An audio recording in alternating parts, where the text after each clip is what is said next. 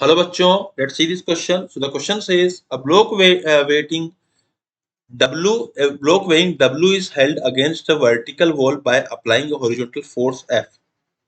Okay, the minimum value of the F needed to hold the block is what? So here in this question, first of all, we will write the key concept. So we will write the key concept that will be used here in this question. So block weighing is held against a vertical wall by applying a horizontal force F. The minimum value of the force needed to hold the block is what? So basically हम लोग यहाँ बात करेंगे जो हमारा friction की maximum value होती है, it is equal to mu into normal.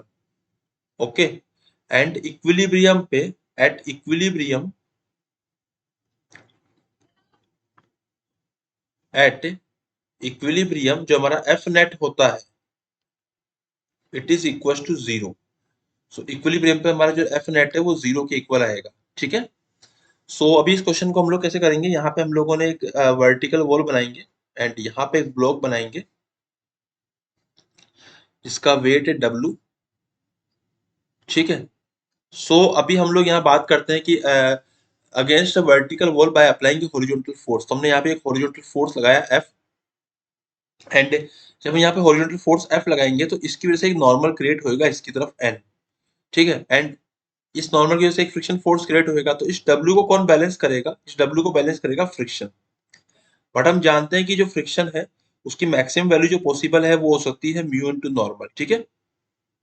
तो म्यू इनटू नॉर्मल इसकी मैक्सिमम वैल्यू पॉसिबल हो सकती है. एंड हम लोग यहाँ पे अगर हम लोग बात करेंगे कि यहाँ कितना फोर्स लगाएं कि ये जस्ट टिक जाए, तो इसके लिए हम लोग यहाँ पे फ्रिक्शन मैक्सिमम हो जाएगा एंड हमारा जो फोर्स होगा वो मिनिमम हो जाएगा. तो फोर्स की वैल्यू हमें नॉर्मल की इक्वल आएगी तो एफ की बराबर आ जाएगी. तो mu will be equal to W by F. तो ये W by F के इक्वल आ रहा है. तो it is matching with option number 2. So option number 2 is the final answer. I hope you understood it well. Best of luck.